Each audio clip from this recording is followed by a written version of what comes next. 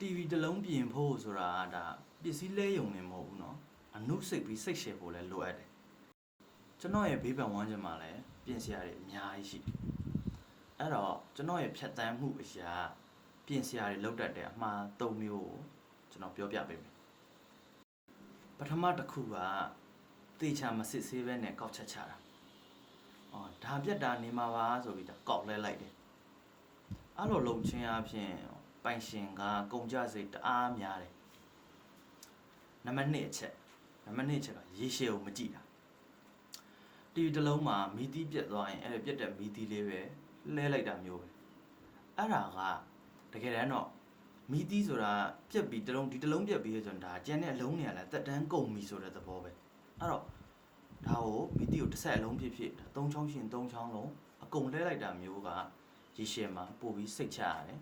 နောက်ထပ်လည်းပြင်ခတွေပို့ဆောင်ခတွေထက်မကုန်တော့ဘူးတတိယတစ်ချက်ကကြတော့အသေးစိတ်ကိုဂရုမစိုက်တာပေါ့စားတာပေါ့နော်ဘယ်လိုမျိုးလဲဆိုတော့ကျွန်တော်တို့ TV ဆိုနောက်ဖုံးတွေကိုဖြုတ်တယ်ပြန်တက်တဲ့အခါမှာဒါစခရူအသေးကိုအရှည်တက်မိလိုက်လို့ screen ထိသွားတာမျိုးလို့ဟိုဖြုတ်တဲ့အခါမှာဒါမှန်အကြီးတွေဆိုရင်မတယ်မှာဘက်မညီလို့စခွင်ကွဲသွားတာမျိုးတွေဆိုတာအများကြီးကြားနေရတယ်အဲ့တော့အသေးအဖွဲလေးကစားစိတ်ရှည်ဖို့ကအဓိကပဲဒါကျွန်တော်အတွက်တော့ TV တစ်လုံးကိုအကောင်းဆုံးပြန်ဖြစ်အောင်ပြင်ပေးနိုင်တာဒါကျွန်တော်ရဲ့တစ်ရက်တာလုံးဆိုတာကျွန်တော်ရဲ့ပျော်ရွှင်မှုပဲ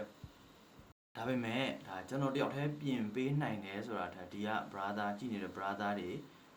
ဒီလိုမှားမျိုးမဖြစ်ရလေအောင်ဒါဘဟုတုတရှိထားစေချင်တယ်အဲ့ဒါကြောင့်မလို့နောက်ပိုင်းမှာလည်း TV ရဲ့ဖြစ်တတ်တဲ့ error လေးတွေနဲ့ဒါကျန်တဲ့ device တွေလည်းမသိသေးတဲ့ပြင်လို့သတိထားမယ် secret လေးတွေပေါ့နော်ထပ်ပြီးပြန်ပြီးတော့မှဝေမျှပေးအောင်မယ်ခမရဲ့ဒါဖို့တန် device လေးတွေကိုရေရှည်မှာအဆင်ပြေစွာနဲ့အသုံးပြုနိုင်အောင်လို့ကျွန်တော်ရဲ့ဗီဒီယိုလေးတွေကိုစောင့်ကြည့်ပေးထားပါအောင်အားလုံးအဆင်ပြေစေရမယ်ဗျာ